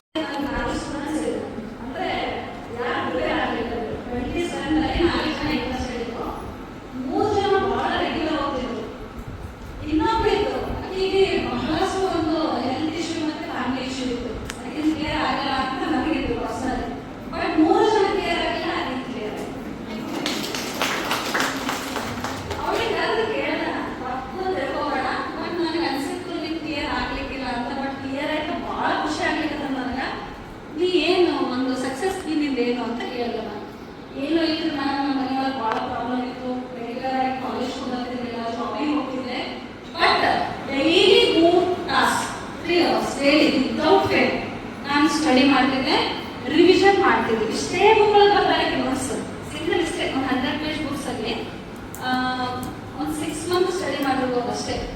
ಅದನ್ನೇ ನಾನು ಬಹಳಷ್ಟು ಸರಿ ರಿವಿಷನ್ ಮಾಡಿದ್ದೀನಿ ಮೇಡಮ್. ನಾನು ಎಷ್ಟು ಹೋಗಿದ್ದೆ ಅದು ಪರ್ಫೆಕ್ಟ್ ಮಾಡ್ಕೊಂಡು ಹೋಗಿದ್ದೆ, ಕ್ಲಿಯರ್ ಆಯ್ತು. ಸೊ ಇದು ಕನ್ಸಿಸ್ಟೆನ್ಸಿ. ಇವ್ರು 3 ಜನರಿಗೂ ಯಾವುದೇ ರೀತಿಯಾದಂಥ ಸಮಸ್ಯೆ ಇಲ್ಲ, ಆರಾಮಾಗಿ ಕಾಲೇಜ್ ಓದೋದು, ಹಾಯಾಗಿರೋದು, ಓದೋದು ಎಷ್ಟು ಬೇಕಷ್ಟು ಟೈಮ್. ಬಟ್ ಕೆಲವೊಂದು ಸಾರಿ ಏನ್ ಮಾಡ್ತದ ಅಂತಂದ್ರೆ ಕೆಲವೊಂದು ಸಮಸ್ಯೆಗಳು ಏನ್ ಮಾಡ್ತಾವ, ನಮಗೆ ಪುಷ್ ಮಾಡ್ತಾವ ಓದ್ಲಿಕ್ಕೆ. ಅನಿವಾರ್ಯ ಅಂದಾಗ ನಾವು ಮಾಡ್ತೀವಿ ಆ ಥರ ಪ್ರೆಷರ್ ಅಥವಾ ಮೆಂಟಲಿ ಪ್ರೆಷರ್ ಆಗಿರ್ಬೋದು, ಯಾವುದೇ ಒಂದು ಸಮಸ್ಯೆ ಏನ್ ಮಾಡ್ತದೋ ಒಂದು ನಿಮಗೆ ಪುಷ್ ತರ ಕೆಲಸ ಮಾಡ್ತಾರೆ. Any questions sir? No questions. ಸ್ವಲ್ಪ ಇಂಗ್ಲಿಷ್ ಇಂಟರ್ಪ್ರಿಟ್ ಆಗಿರೋದು ಸೆಂಟೆನ್ಸ್ ಕಾಯಕವೇ ಕೈಲಾಸ. ಹೌದಾ? ನಾವೆಲ್ಲ ಶರಣರು ಒಂದು ಇದರಲ್ಲಿ ಇದ್ದೀವಿ. ಕಾಯಕವೇ ಕೈಲಾಸ. ಪರ್ಸನಲಿ ನಾನು ಇದನ್ನು ಬಹಳ ಒಂದು ನಂಬುತ್ತೀನಿ. ಯಾವುದೇ ಕಾಯಕ ಆಗಿರ್ಬೋದು ಸಣ್ಣದು ದೊಡ್ಡದು ಇಲ್ಲ. ನಾವು ಸೋಷಿಯಾಲಜಿ ಅಲ್ಲಿ ಸ್ಟ್ರಾಟಿಫಿಕೇಶನ್ ಓದ್ತೀವಿ. ಸ್ಟ್ರಾಟಿಫಿಕೇಶನ್ ಏನಾಗ್ತಂದ್ರೆ ಸೊಸೈಟಿಯನ್ನು ಇಮ್ಯಾಜಿನ್ ಮಾಡಿ ಆಗಲ್ಲ. ಯಾವ ಒಂದು ಸ್ವ ಇಚ್ಛೆಯಿಂದ ಕಡಿಮೆ ಕೆಲಸ ಅಥವಾ ಪೊಸಿಷನ್ ಇರುವ ಕೆಲಸ ಹೋಗ್ಲಿಕ್ಕೆ ಇಷ್ಟಪಡಲ್ಲ. ಕೆಲಸ ತಗೋಂತೆ ನಮ್ಮ ಒಂದು ಸೊಸೈಟಿ ಬ್ಯಾಲೆನ್ಸ್ ಅಲ್ಲಿ ನಡೆದಿದೆ. ಸೊ ಅದನ್ನ ಮಿಸ್ಅಂಡರ್ಸ್ಟ್ಯಾಂಡಿಂಗ್ ಮಾಡ್ಕೋಬೇಡ್ರಿ. ಏನೋ ಒಂದು ಅಟ್ರಾಕ್ಷನ್ಗೋಸ್ಕರ ಹೇಳ್ತಾರೆ, ಅದೇ ಒಂದು ಮೇನ್ ಏಮ್ ಇಲ್ಲ ನಮ್ದು. ಬಟ್ ಯಾವುದೇ ಒಂದು ಜೀವನವನ್ನು ನಡೆಸಬೇಕಂತಂದ್ರೆ ಪ್ರಾಕ್ಟಿಕಲ್ ಆಗಿ ನಮ್ಗೆ ಏನ್ ಬೇಕು? ಸಂಬಳ ಬೇಕೇ ಬೇಕು.